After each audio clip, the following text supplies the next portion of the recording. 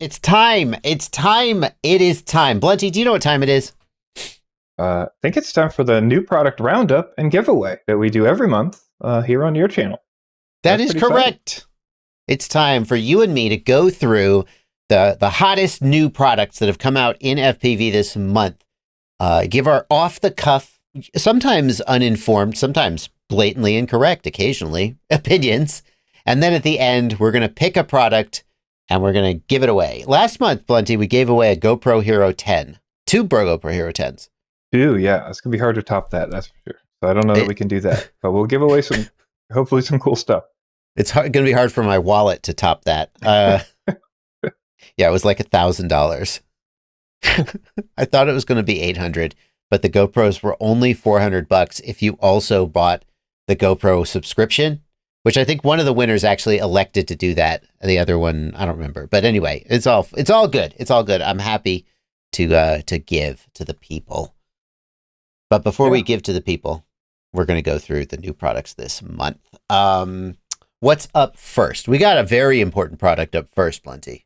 Yeah, absolutely. Something we thought we'd never see again, honestly, and we have. So we've got the Caddx Vista original camera and DJI digital system.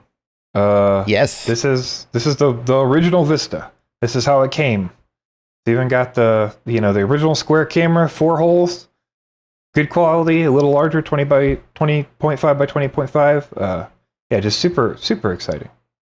Yeah, and at first when these came on the market, we thought, I believe you also thought, in fact, you may have been the one who told me this, I'm not sure, that these were returns, that DJI had shipped some air units and Vistas to bind and fly and ready to fly manufacturers who had then, for whatever reason, not sold them and sent them back to DJI as returns, and that they were just sort of leftover stuff.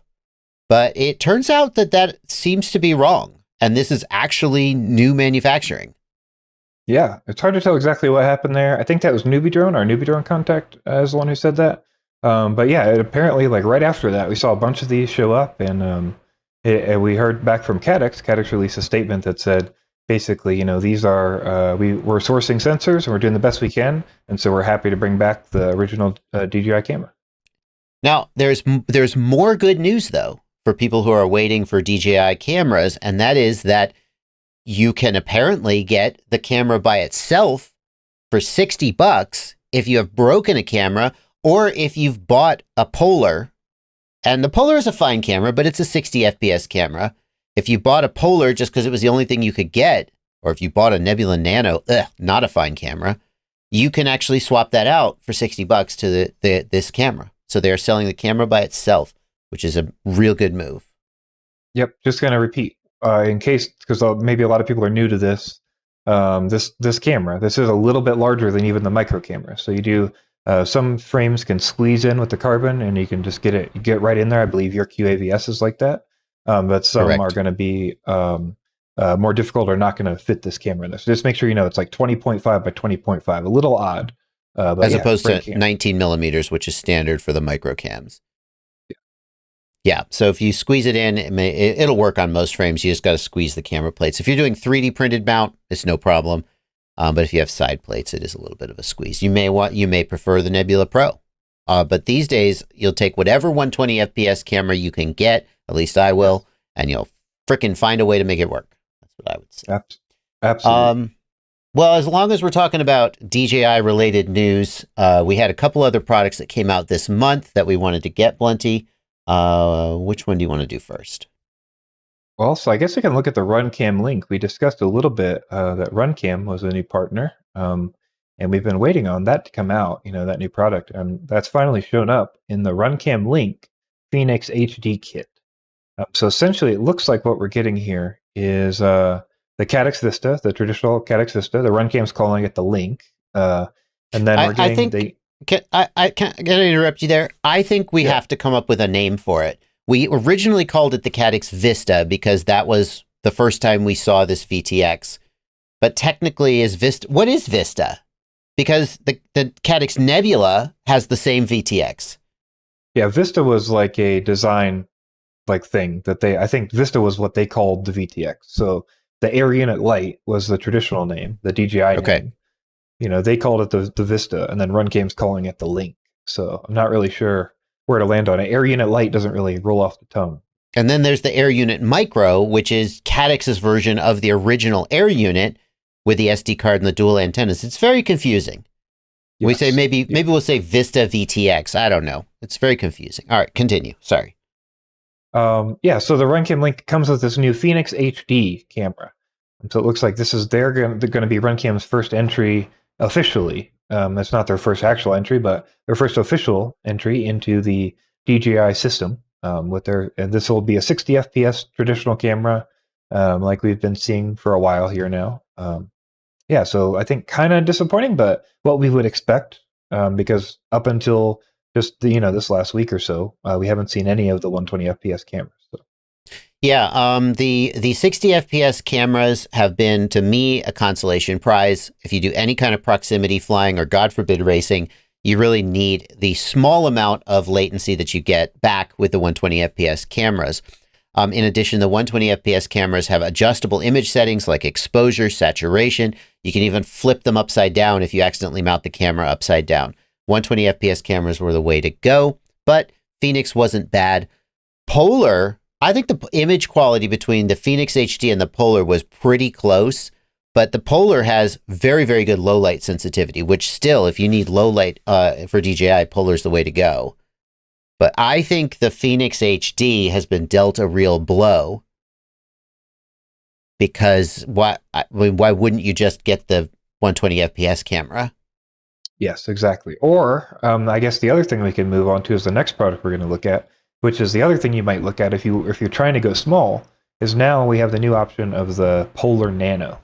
Yeah, I haven't seen this one yet, Blinty, although I have seen a couple people reviewing it. This is another case where the alternative is pretty bad. So the alternative would be the Caddx Nebula Nano, and the image quality on that is just awful. Hard to know whether it's the sensor or the lens, but bad. So have you seen this one? Is it better? The reviews seem to be, within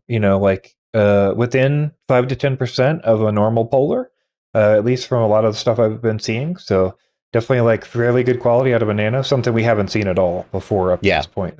That's for sure. So yeah, it looks very promising, especially for people who need to run the Nano for the size of their frame and stuff. I'm definitely going to be looking at this for the TP3, like the digital TP3, just to get that weight down, because this is a 2-gram camera, I think. Yeah. And surely it doesn't have the same low light sensitivity, though, because usually low light sensitivity is accomplished with a big sensor. Yeah, I think that's where it fails, at least in the reviews that I saw, where it's not as good with the low light, but it is seemingly a pretty good image quality. So I'm not sure why they went with the Polar name with the Nano, maybe just like a following thing. Just so you know it's not a Nebula. Yeah, I guess so. Yeah, very true. Is this the one that Flywoo was doing the naked version, where they'll make the naked VTX for you as well? Yes, I believe so. Yeah, so this, if you're really doing a toothpick, this is the way to go. Naked saves you weight. It doesn't compromise durability that much, and it really gets you down there. Yeah. By the way, there are links to all of the products that we are talking about in the video description below, as usual, and there are chapter markers and timestamps in the timeline. So this is a big, long video with lots of products. If you want to sort of swipe through that timeline and see what we're covering, or if you want to go down and use the links in the video description, they are affiliate links, and that means that when you click that link and then make any purchase after clicking the link, I get a small commission. I get a percentage of that purchase. It's an easy way to support the channel, and doesn't cost you anything. Okay, Blunty, moving on. Do we have more DJI stuff this month? We do. We actually have a couple different things. First, we're going to look at a new HD FPV outbox. So like from Axisflying, we've got a box that you can basically plug your goggles into and then get different videos out and recording options and things for your video from your DJI goggles. This reminds me a lot of the DigiView project, that open source project that gets USB video out from the goggles. In fact, a lot of people are just going to suspect that Axisflying slapped a Raspberry Pi in here and is charging you $200 for it. Yeah, so it does actually run on DigiView, a version of DigiView that they're working on. In addition, it looks like it's running a little more than a Raspberry Pi. You'll get more outputs than you would. I believe there's a DisplayPort option, HDMI out option.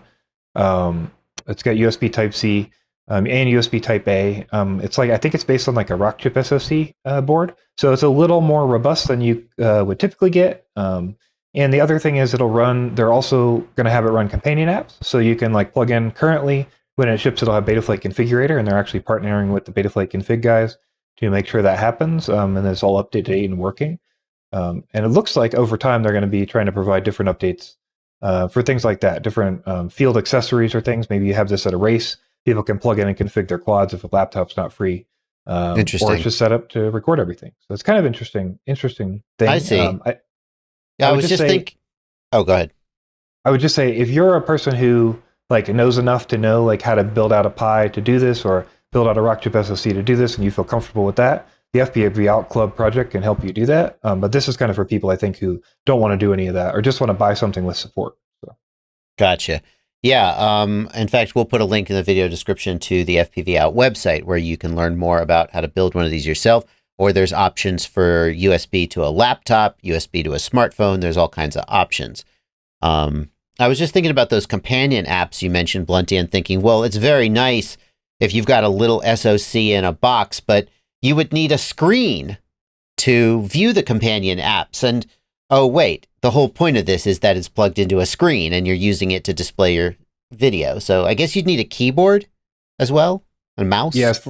As far as I know, you can plug a keyboard and mouse right in there and do the configuration over that. If you're doing that for the companion app options and stuff. So, gotcha. So it's basically just a little computer. Nice. Yeah. All right, Blunty. Let's stop talking about DJI products and instead let's talk about some bind and fly quads. Some of whom have DJI in them, but not all.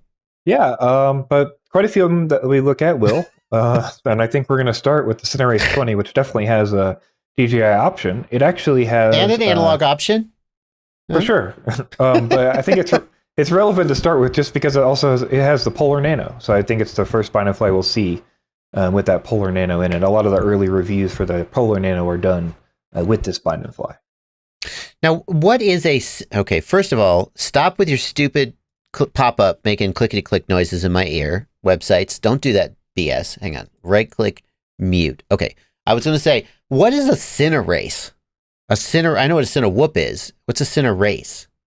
I believe these are meant to be like the Race Whoop group. Right. I don't know if you've seen that, but a lot of people are doing the Race Whoops where they use these like TPU, or not TPU, but like hard Race Whoop ducks, and then they're like racing with them. Yeah. I got a picture here. I'm blanking on the guy's name. Freezillion. Freezillion is the guy. He messages me about this all the time. Yeah. Here, they got this direct from Freezillion. He's partnering with HDLRC to make a race whoop based on his design. And you can see a big difference in the race whoop props. So here's his 3D printed props. They're big, chunky, and thick. And the HDLRC ones are not dissimilar, although they're maybe a little thinner. Yeah, definitely. Yeah, you could see the very direct correlation there. Yeah, so on the Flywoo page, it does say inspired by him, but I'm not sure. Clearly, that's like not with direct work. No, and to be honest with you, this just looks like Cinewhoop ducks. They don't have that characteristic tapered shape. And I don't know how significant that is. It sure looks to me like this is just a Cinewhoop frame. Yeah, like a slimmed down version of like a Cinelog or whatever. Yeah. Like, have they upgraded the motors? Like, what are they doing differently about this race whoop? Or other than calling it that and at least acknowledging his name, but double duck design, not a simple guard anymore. It can fly. I don't know. I got to say, either build your own like Freezillion wants you to do, or at least the HDLRC one. I think he's in partnership with him. For all I know, he's getting a cut or anyway. That's the link that he sent me when he was like, "Hey, you'll never believe what happened. I've made the big time. My race whoop idea has been picked up." I don't know if it looks like feels like Flywoo was just trying to sort of jump on that, and I'm not sure how great I feel about it. Anyway, next up, Blunty, let's move on. Right. Next up, we're going to look at a couple 3.5s. First up, we got the Crux 3.5. So we've seen the Crux 3 before, and it looks like Happymodel's moved that up to a 3.5. They've got a digital version and an analog version. Mm-hmm. And as we've asked previously, we've got Express LRS option for the receiver. That's not SPI. So hot. I'm a huge fan of the 3.5-inch sub 250 form factor. I think that it's just about as big as you can easily get under 250 grams, if that's your goal, while still having reasonable durability, flight time, and not having, like, the 250 is amazing, but you have to really struggle to keep it under 250 grams, especially as regards battery selection. So for a lot of people, 3.5 inches or even 3 inches is going to be the sweet spot. It's great seeing these other options out there. Now the Diatone Roma F35, I'm pretty sure that is not sub 250. It's a fun little 3.5-inch quad, but I don't think it's under 250 though. Yeah, right now I think we're looking at the kit thing without the video and the RX, I believe. Yes, I see. Oh, interesting. That's really cool. Somebody asked me this just this week. They were like, why is nobody selling quads with a bring your own Vista? Lots of people out there have a quad they've destroyed and there's a Vista just sitting in it not being used. That's fantastic. Leave it to Diatone, man. Diatone's always on the cutting edge. That's really cool. So we got this Happymodel Crux and the Diatone Roma F35 here. I think that 3.5 inch is pretty cool. But like you said, I think kind of aiming for sub 250 seems like a sweet spot for it. So, this the Crux 3.5 ends up at 91 grams, and then you add the battery. So, definitely way down there, more like toothpicky kind of style, just like the Crux was, or like I guess like a TP3. Yeah. Now the Diatone Roma F5 power kit is 70 grams. If that's true, and you add a Vista to it, you're still going to be around 100 grams and under 250 with a battery. That doesn't seem like it can be right, though. It's got to be the weight of the frame, right? That makes, I mean, just look at it. There's no way this thing is 70 grams. That can't be right. Yeah, on their website, it looks like the frame by itself is 70. So. Okay. So still a pretty cool choice, although I always say, once you're above 250 grams, why not just fly 4-inch? And going that direction, here is the Diatone Roma F4, which is the 4-inch version of the same damn thing. And based on my experience, I mean, like, if you've said, I don't want to go to 5-inch for whatever reason, 4-inch is almost more fun than 5-inch. It seems to crash better because it's lighter. The motors are the weak spot, I think, in 4-inch. They tend to not be as durable. You're probably not going to want to carry a GoPro for that. You'd want 5-inch, but like, this is a really, really fun place to be. Yeah, for sure. 4-inch seems like a great spot. I absolutely agree with that. And I would definitely pick this over the 3.5 unless you've got a specific reason to go with that 3.5. Maybe, if you need that kit or something like that, or you just think it's cool to try a 3.5. But yeah, 4 seems really cool. This is going to come with the Polar. So you're still going to be at your 60. Hopefully we'll see some Neb Pros soon, but still looks like a solid binofly. Yeah. All right. Let's look at the Eachine Nano LR3. So Eachine's got kind of that nano long range version that we've seen before, that Dave C inspired nano long range quad, but this is going to be a 2S, meant for a little more beefy motors and a little more range. So. Interesting. 2S. Wait, it's 2S. So, but I only see one slot here for like an 18650. How are we getting 2S? I believe there's one on the top and the bottom. Yeah. That's really? Right. I thought you were going to say it's using the whatever, not the 18650, but the half size ones. I thought you were going to. That's what you were going to say, but this is better because those are smaller batteries. I do see it's got one on bottom, one on top. I believe you're strapping 2 lithium ions on this instead of 1. So you're adding a lot of weight, aren't you? Yes, definitely adding some weight. They clock it 97.4, but I'm not sure what it is with the cells on it. I can't decide how I feel about that, Blunty, because The one of these that I flew, the Flywoo one, it broke in a very mild crash, which, I mean, okay, it's not designed to be durable. So you could argue that adding more weight makes it more likely to break. You could also argue that if you crash it, it's going to break. So what the hell? Go for it. Just try not to crash. I don't know. Yeah. Especially at this weight class, it's so sensitive. You got to wonder whether you're going to make up the difference in weight with the additional voltage and additional power. Be interesting to know how it flies. Yeah, for sure. I'll be looking forward to some more reviews of that. Well, from bind and fly quadcopters to frames, and this month we have only one frame to mention, and it is by our friend Chris Rosser. And he's been making all kinds. He made the AOS 5, which is his frame, and then they made a 3-inch version and a 5.5-inch version, and now he's made a 7-inch version for long range stuff. I think he's uniquely suited to this because his goal is to create frames with very, very good resonance characteristics. And a lot of times when you scale a frame up to the larger size of a 7-inch with larger props spinning at lower RPMs, resonance becomes more of an issue and keeps you from getting that beautiful jello-free video that you want when you're doing mountain cruising.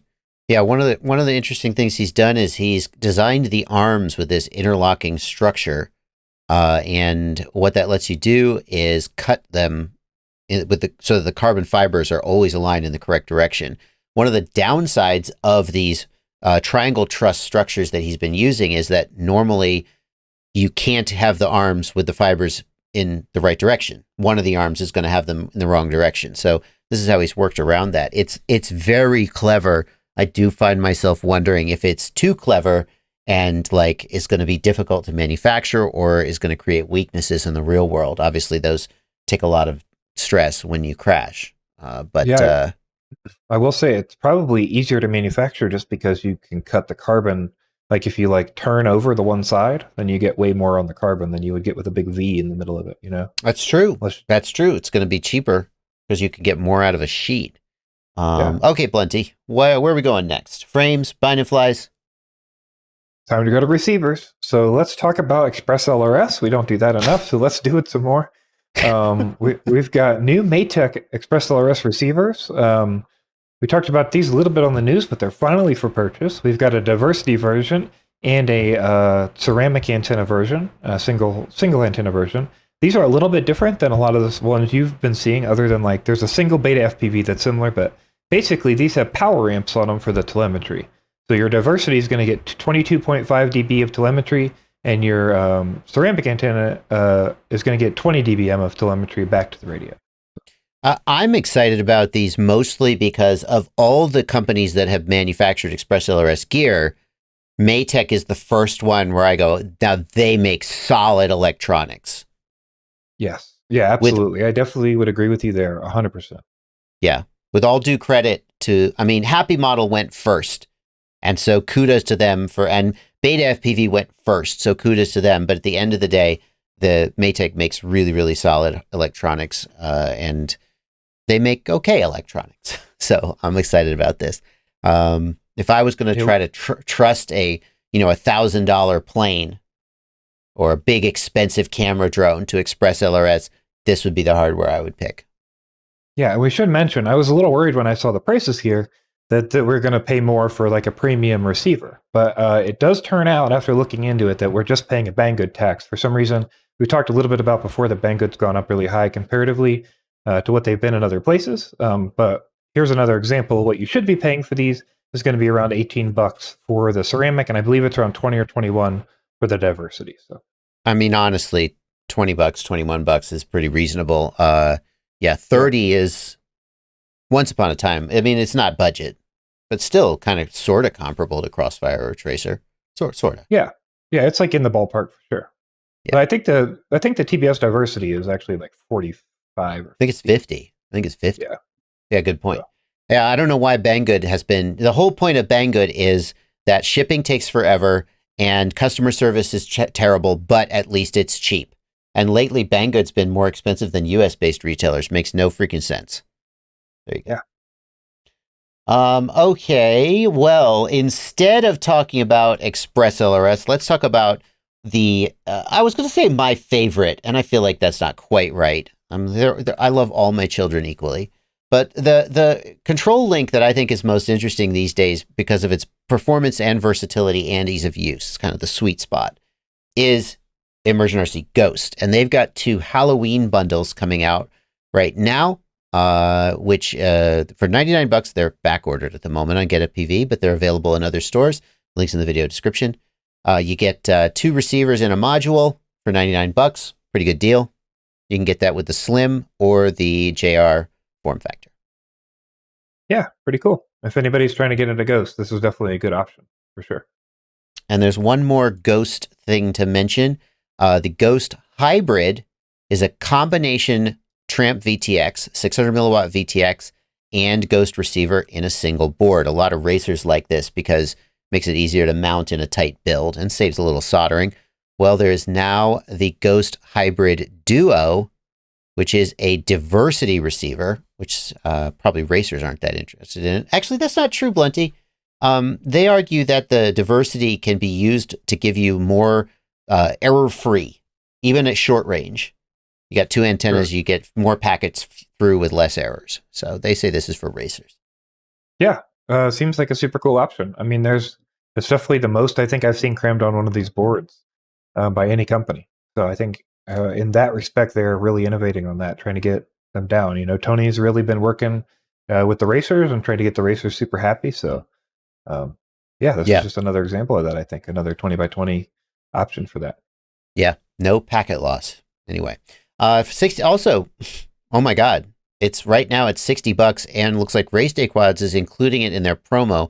Race Day Quads has been doing a huge promo lately where when you buy certain, I think they just have a bunch of stuff sitting on the shelf maybe that isn't selling. So they're just trying to sort of move it. I don't know, but they're doing this giant promo with gift cards when you buy certain products. This is a brand new hot product though, so I guess that doesn't explain it. But, $20 off. It's $40 for a VTX and a receiver. It's a pretty freaking good deal. All right. Next up, let's talk about some more interesting, like not like electronics and crap. Let's talk about just generic accessories, backpacks, apparel, clothing, action cameras. And I want to start with this. A new subscription box. What's your opinion on subscription boxes, Blunty? Yay or nay? Nay. What do you hate about them? That you get a bunch of stuff you don't want. I mean, that's pretty much the main thing I think most people hate is like, hey, I'm going to buy a box and it's going to be a bunch of cool stuff I want. Then you get it and it's like, hey, it's a couple things I didn't want. And then you get like a t-shirt and props and stickers and all that kind of stuff. And you feel like you're paying for a bunch of things instead of just getting a few things that you want. Yeah, and their argument is always, we gave you $75 worth of stuff for $50. That's a great deal. And it's like, I don't care if it was props that I'll never use and a flight controller I'll never use. And that's the difference. Like I have a my wife got me for Christmas one year, a hot sauce subscription box. I love it because you give me 3 hot sauces. I'll probably like them and use them. But you give me a flight controller, I may never use it. Doesn't fit my style. So. Well, but what FPV Crate has done is they've taken the part of the subscription box that I think most people like, which is the t-shirt and the stickers. And they're like, fine, just get the t-shirt, the stickers, and a couple props. You like surprises? You like t-shirts? You like stickers? Here you go. $18 for the small, medium, and large. I think it's extra large is, XXL is $23 and XXXL is $24. Sorry, fat people. You got to pay a little bit more. Still, $25 for a t-shirt. They're usually pretty good shirts. Some people really love the sticker sheets. Way to go. Don't like it, don't buy it. But I think it's pretty clever. All right. Let's move on to the Caddx Peanut. You might remember the Peanut from rumors and teases, I think 4 or 5, 6 months ago. It was quite a long time ago. Around the release of the Insta360 Go 2, we saw teases of a naked or slimmed down action cam version of the Caddx or of the Go 2. Instead, what we received is way later, we've received the Caddx Peanut that we got. So basically, we've received a Insta360 Go 2, but the form factor has changed just a little bit to make it easier to mount on a quad and a little more durable, supposedly during crashes and stuff. Yeah. Basically, it just has a magnetic power charger on the back, and it plugs into the 5-volt regulator on your flight controller to power it, which lets you. I mean, the normal battery on the Insta360 Go 2 lasts like 10 minutes at most, which is, some people feel like they want it to fly for longer, especially people like doing long range. So this lets you can also plug it into a voltage regulator if you don't have a 5-volt regulator that can power it. But the big question that I think people are asking, Blunty, is would you rather just get an Insta360 Go 2? And if the 10-minute recording time is enough for you, because you get all these accessories with the Insta360 Go 2. Yeah, you're going to pay a little more for a Go 2. I think a Go 2 is $299, and the difference is you're paying for a bunch of different accessories that it comes with, a necklace and different like walking around stuff. You're also going to get the main thing, which is a charging case. So this doesn't come with that, but the Go 2 will come with a charging case that folds up to keep it stored, and then it'll charge it, I believe, 3 full charges, and then it'll act as a remote as well if you need to do anything from remote distance to change settings on it. And the other thing is, I believe this Action Cam version is not waterproof in the same way that there's IP protection on the original Go 2. So because they changed the button, the record button, because they thought the original record button was too easy to press by accident. So I used my phone as the remote, so I didn't really miss the remote. I thought it worked pretty well. Let me preview and set the options and make sure everything was ready to go before I hit record. I think a lot of casual flyers are going to be okay with the 10-minute flight time, but remember, at the end of that, the camera is completely dead.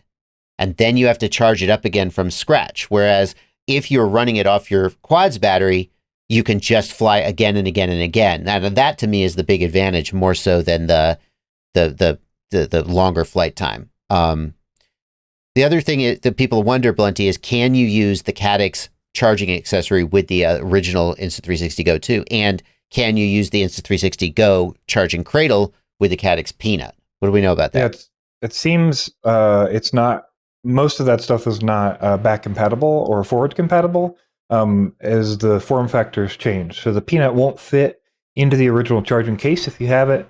And then in addition to that, the Peanut has a ridge on the back that allows all of the snap-in magnetics to pop in. And so unless you shave that ridge off, you wouldn't be able to get it in there. And then also the magnet isn't super strong, so you kind of expect it to slip off during flight and stuff. It's not really meant to do it. That's kind of the point of the ridge that they added there. Yeah. So yeah, it's not really compatible between the two.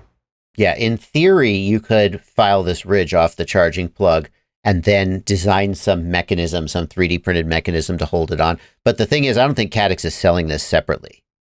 I think you have to. So, I mean, also, how would you get spares if you have more than one quad? I don't know about that. They really should sell it separately. So I will say there is another product that we should look at that kind of is related to this, what we've just been talking about. I added to our list here, is the Insta360 Go 2 USB power mount. So they've decided to come out with this product. And I believe with a little finagling of the USB cord, you can make this work for a similar function on a quad. I'm not sure what the Jello will be like with the mount that they use, but basically this is a snap-in that adds a USB port to the side to power the Go 2. So in theory, you could run this to a Beck and then charge your Go 2 on the quad just the same. Yeah, the durability of the USB plug being the big question, but you know that for people that's going to add a lot more flexibility. That's for sure. It really feels like Insta360 kind of. I don't know. I mean, I don't want to speak out of turn. It feels like they kind of screwed Caddx here. Caddx comes out with a Peanut, and like a week later, Insta360 is like, "Hey, if you do have a Insta360 Go, you don't really need a Peanut." I don't know. Yeah, kind of. Yeah, it's interesting. All right. Let's look at some backpacks. I think people are really excited by new backpacks. Some people are. This is a new backpack from Torvol, who makes probably the best backpack arguably the best backpack you can get today, the Torvol Pit Stop Pro, or the iFlight backpack, which is just a straight copy of the Pit Stop Pro with a few improvements. Torvol has decided to go a completely different direction with their urban backpack and urban carrier backpack. What do you think of this, Blunty? Let's take a look. I'm not sure 100% how I feel about it. Obviously, I think you have to use them. they're kind of seem a little more, I guess, general purpose. Not quite as drone focused, at least from what I've seen of them. Like if you look at some of the other drone backpacks, they have a lot of slots that are kind of meant for different pieces of equipment and stuff. And here it looks like it's a little more general cases and general openings and stuff. But yeah, it seems like a cool line of backpacks. I mean, Torvol seems to know what they were doing, like you said, with the Pitstop Pro. So hopefully these will serve good functions for everyone else. There's no question that they're going to be good quality manufacturing. Torvol knows their business. They've gone a direction. They've sort of moved away from the camera bag with divider inserts and Velcro. And it's more of just a big open backpack. Now, there is a little bit of organization in there. There's this little sort of carrier caddy that you can take out. I got to say, though, the big question that I ask is, if you're buying a camera bag with removable dividers that lets you customize it, the only way to get that is to pay $100, $200 or more. That's just how much those things cost. But by the time you're going to just sort of a generic backpack like this, I mean, $160, you can get a very, very good, like, military style backpack for $60, $70 maybe. And I'm not sure what something like this, other than the style, maybe gives you. Yeah, and I think maybe like just quad straps, like it's built to hold quads on the outside. But I mean, you can kind of configure most backpacks to do that sort of thing, if you need. Yeah. Like they have MOLLE webbing on them, and people, of course, strap their quads to them. Lots of versatility. So I'll be interested to see how well this goes.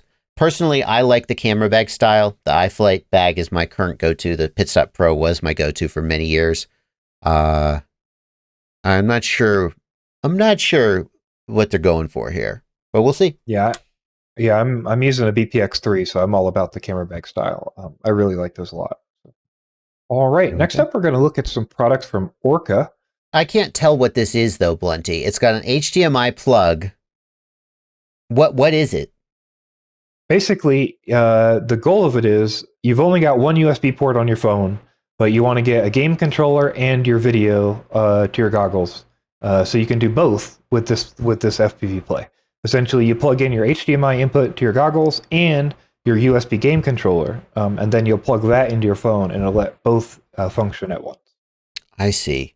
So if this is for people who are doing mobile gaming, yes, and they want to have a USB game controller for their phone, and they get the HDMI feed from their phone. So, like, who's doing that? So Orqa released their Skydive VR simulator. And they are kind of hoping that this will be something that people want to do on their phone. So maybe you're at the park or you're wherever, and you just whip out a controller and your goggles, and you play on your phone, wherever you are, on the bus, or I don't know where they expect you to do it. But the pairing seems to be with the Orqa Skydive, the FPV Skydive app. I mean, I guess in theory, you could use this to export your phone screen to any HDMI device, which some people may find useful. How much is this? $40. I don't know how much a USB to, and then it lets you plug in your controller. Who's playing mobile games on phone with a wired USB controller? Oh, you know what? That's the this is it! Because this came out and people said, why wouldn't you use a wireless controller? And they were like, no, the real gamers use wired controllers. This is it. This is the answer. It's the perfect pairing. Oh, look, it's in stock. Who could have thought that it wasn't sold out? Okay, I'm sorry. So if you don't want to go that route, and you do want to do wireless, like you said, that makes a lot of sense, and you want to use your real transmitter, Orqa's got a solution for you there as well. So they've released the FPV.JR Bluetooth module, and this plugs into your JR bay on your radio and lets you wirelessly connect it to your desktop or your mobile device for simulators.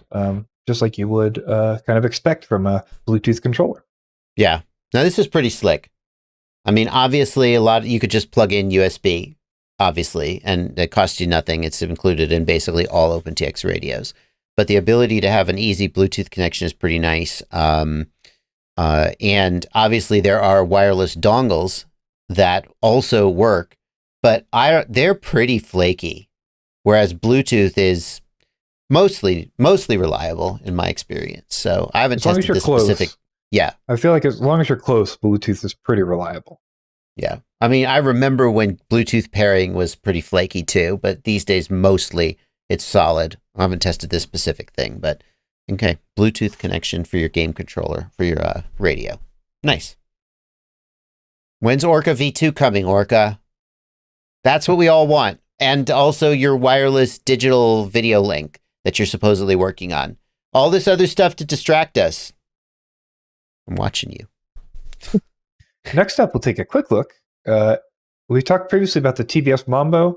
Well, Team Black Sheep has released a nostalgia shell, transparent shell for that MAMBO. If you think you'd like it to look cool and transparent, now you can. So you can see exactly how crooked your switches are when your switches break and you have to solder a new switch on. Exactly. I'm such a hater. I'm sorry. All right, fine. Transparent shell. Some people like that. Fine. Yeah. All right. Continuing the list of products that, you know what? No, I was going to be a hater and say, continuing the list of products that nobody really cares about. Oh, a clear shell. Who cares? Apparently fat straps. Do you remember Fat Boy FPV? Yeah, I do have a fat strap. Right. Did he? No. It was Hot Dog FPV who went out of business. That explains it. I'm getting Hot Dog FPV and Fat Boy FPV confused. Sorry, guys. Fat Boy FPV never went out of business, and they make 2-inch FPV goggle straps for Fat Shark or DJI with all kinds of crazy designs. And Race Day Quads rather has them in their new product, so they're not new per se, but maybe they're new here. The only thing I have to say about this is, for me, the 2-inch straps are too thick. 2 inches is too much for me, kids. I like the 1.5-inch straps. I feel like the 2-inch ones really lean on my ears, but a lot of people love it. Yeah, I'm a big fan.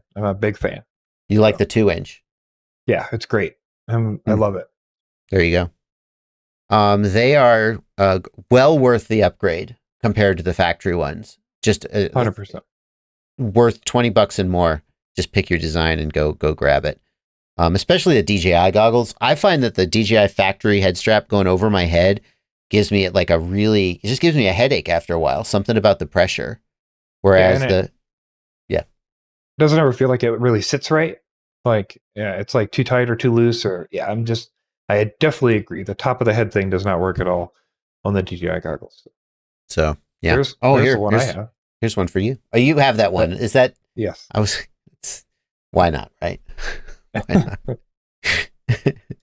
not? You wouldn't be the first person to build your whole identity around marijuana or cannabis. Sorry, we call it cannabis now.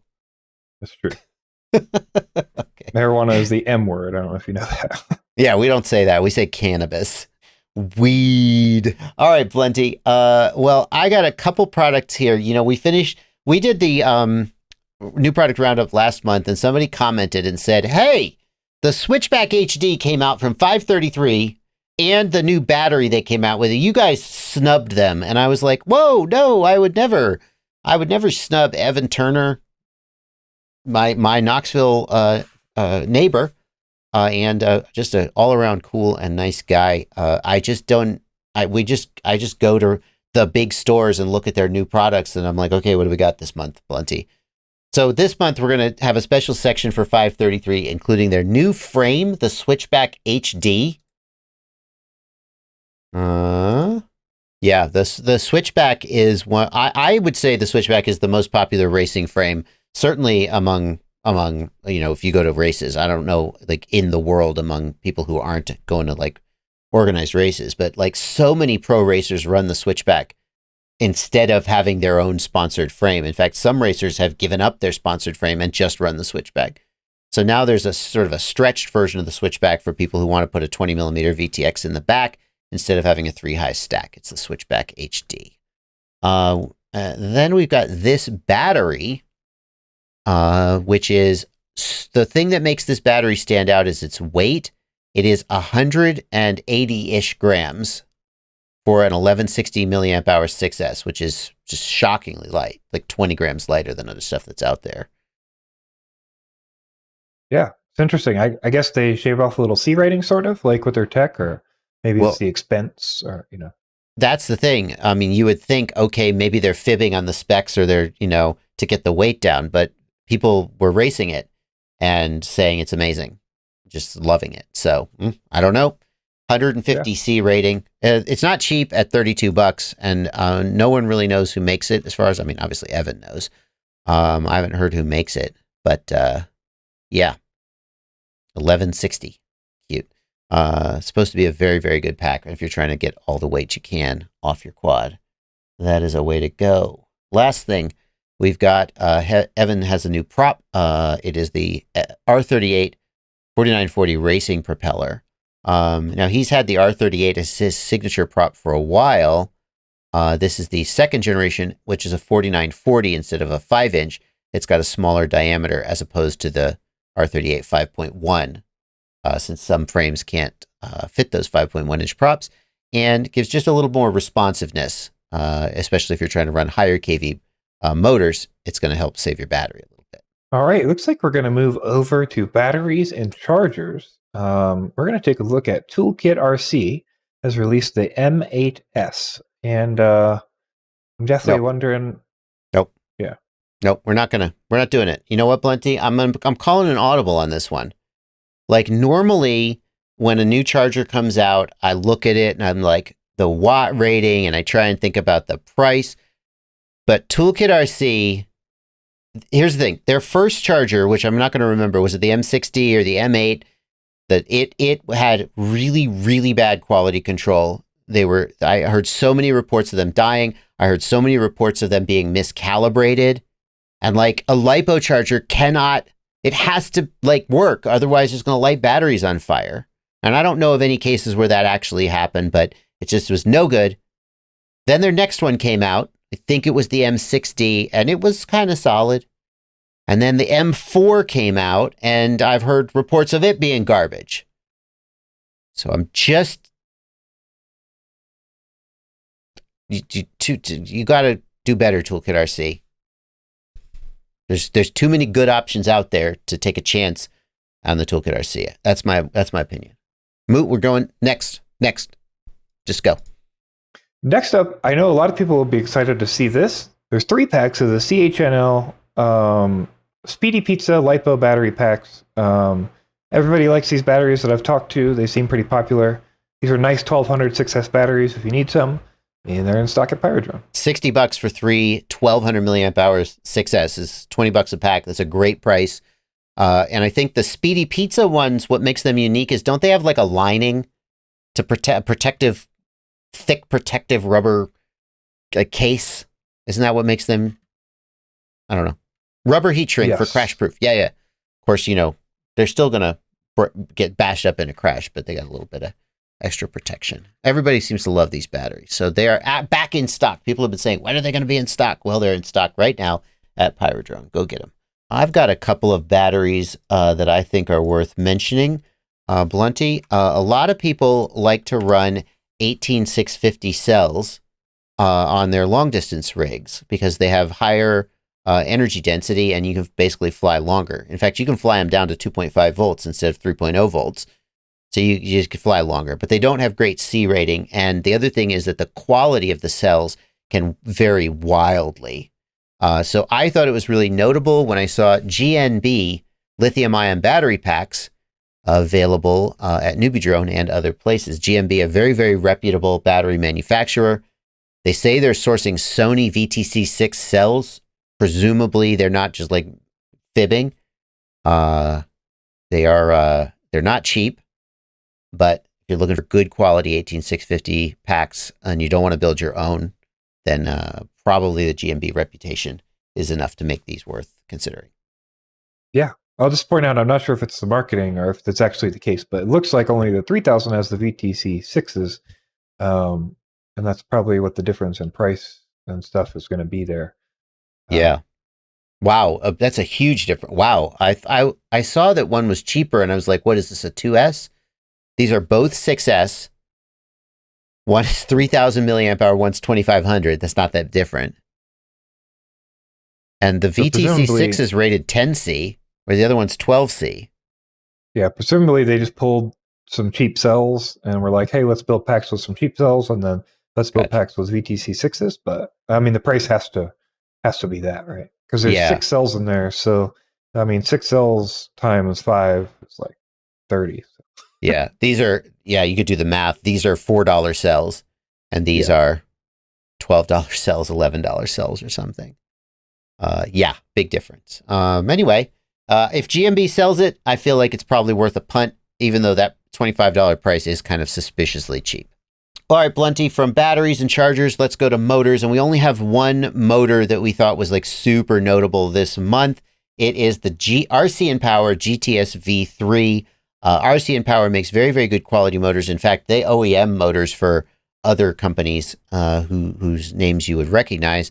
The GTS V3 are beautiful motors in teal pink. They look like they have a Unibel design. And correct me if I'm wrong, but isn't this an M3 shaft? That's Bob Rugi's big deal.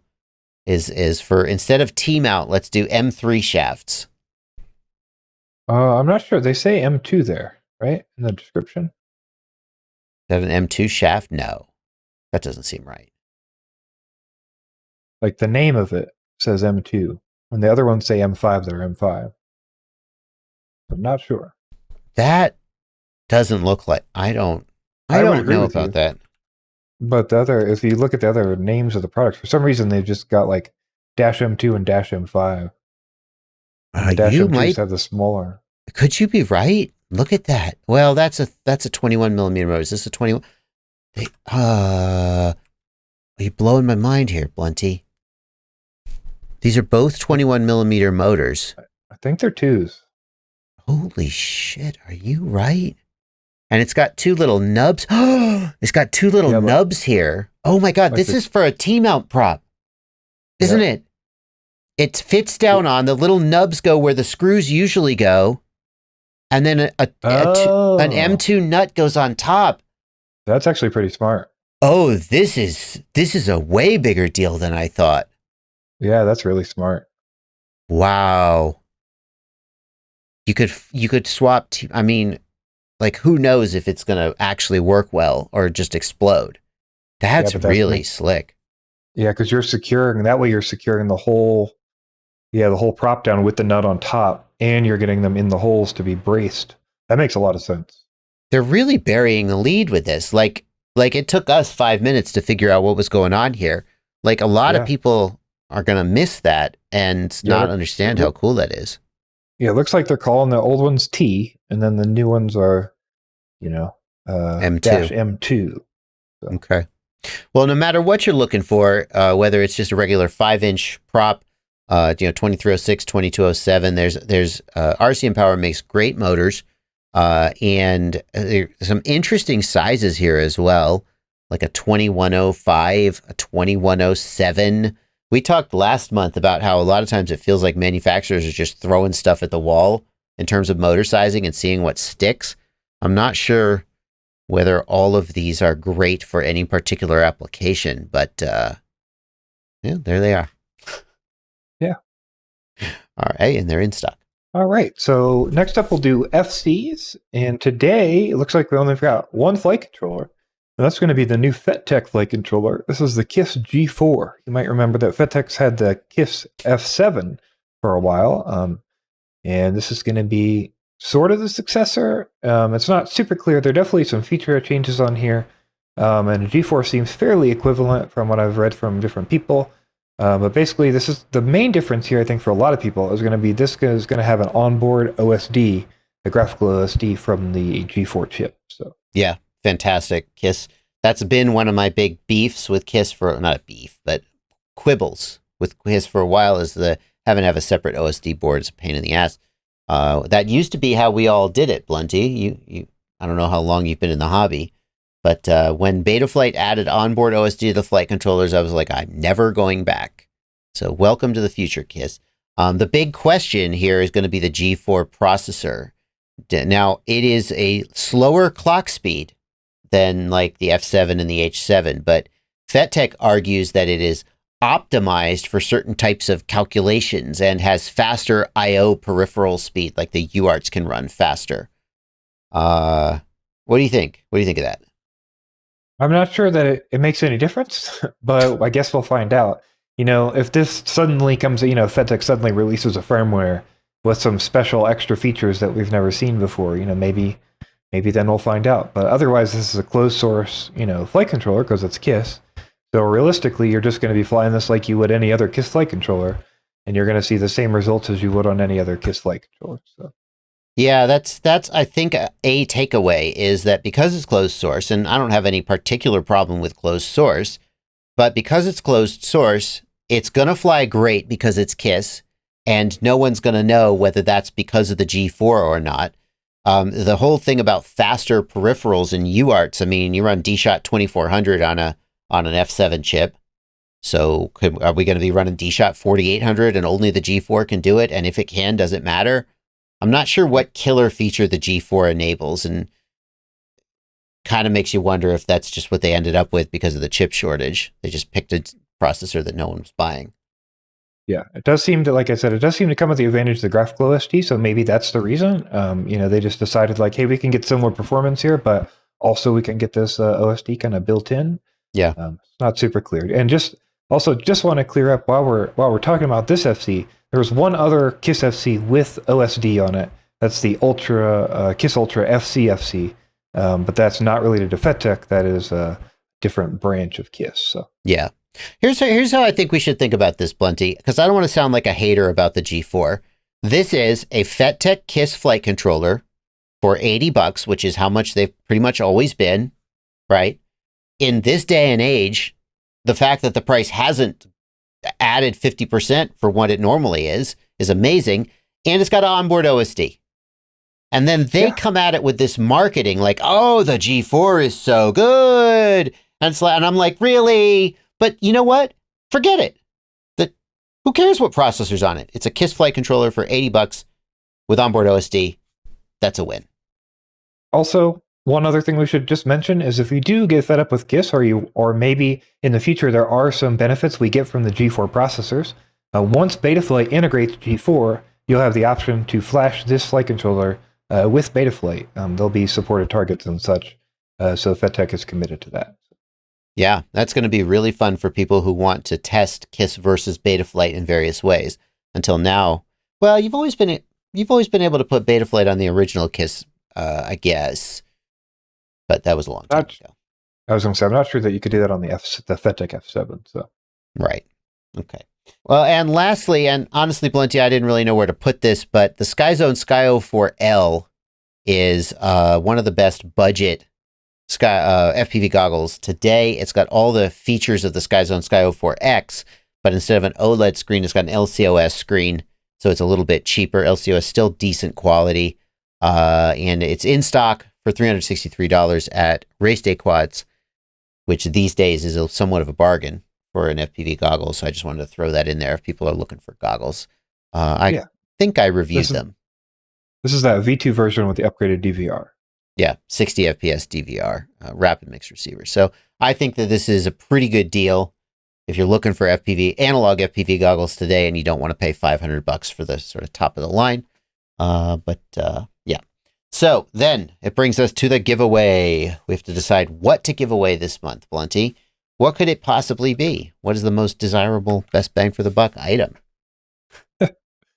Well, I certainly think most people would enjoy Caddx Vista. What are we going to, I mean, obviously, right? Hey, Caddx Vista is back. You can actually get it after months. So we got to give it away. And to boot, it's much less expensive than a GoPro Hero 10. So, but a lot of people out there maybe they're like, oh, DJI, I don't fly DJI. What am I going to do? Can we pick something? What can we pick for them? Okay, Blunty, yeah, that's what we're going to do. We're going to give away either the Caddx Vista, if you fly DJI, or you know what? What if they've already got a VTX, a bunch of polars, and they just want the cameras? I guess we could do like 3 cameras, because that's like $165 in cameras, something like that. A little more. Okay. Right in. Okay, that makes sense. Your pick, either the Caddx Vista or just 3 of the Vista cameras, or if you're not into DJI, you can check out the Torvol Urban Carrier Backpack. Full instructions for how to enter are down in the video description. There's a link to a Google form, and that has all the terms and conditions. So you enter through that Google form. The winner will be drawn in about 4 or 5 days, and I will post the winners as a comment, a pinned comment down below this video. So if you're trying to figure out if you won or if I've drawn the winners yet, just go look down in the comments section. There'll be a pinned comment, or if there's not, I haven't drawn the winners yet. And I'm going to, let's see, how many winners? Last month I gave away like $1,000. That's a bit much. It's a bit much. Yeah, it just was like one GoPro Hero 10 it's no fun. Let's give away 2. I didn't really do the math. Let's say 164, 2 winners, 3 winners, 4 winners. 4 winners. That's what we're going to do. That's what we're going to do. Yeah, that's going to do it, Plenty. Thank you so much. Another month of new products. All right, we did it. Right? Yeah. And we'll do it again next month as well. So make sure you're subscribed and hit the notification bell, because I don't post it on the 1st of the month or the 15th of the month, or sometimes the 26th of the month. I'm not that consistent. So definitely hit that notification bell so you don't miss it. That's going to do it for now, though. Happy flying, everybody. Patrons are the people who make all this possible. Not to disrespect you, because you're watching all the way to the end, which really helps the analytics. So I guess without you watching, none of this would be possible. But if you would subscribe or join my Patreon, $2 a month or more, it's up to you, or at the very least, leave a comment or click the affiliate links and do the show. Isn't it a beautiful day? Oh, man, the lighting looks good out here. What's up, y'all? Out for a walk.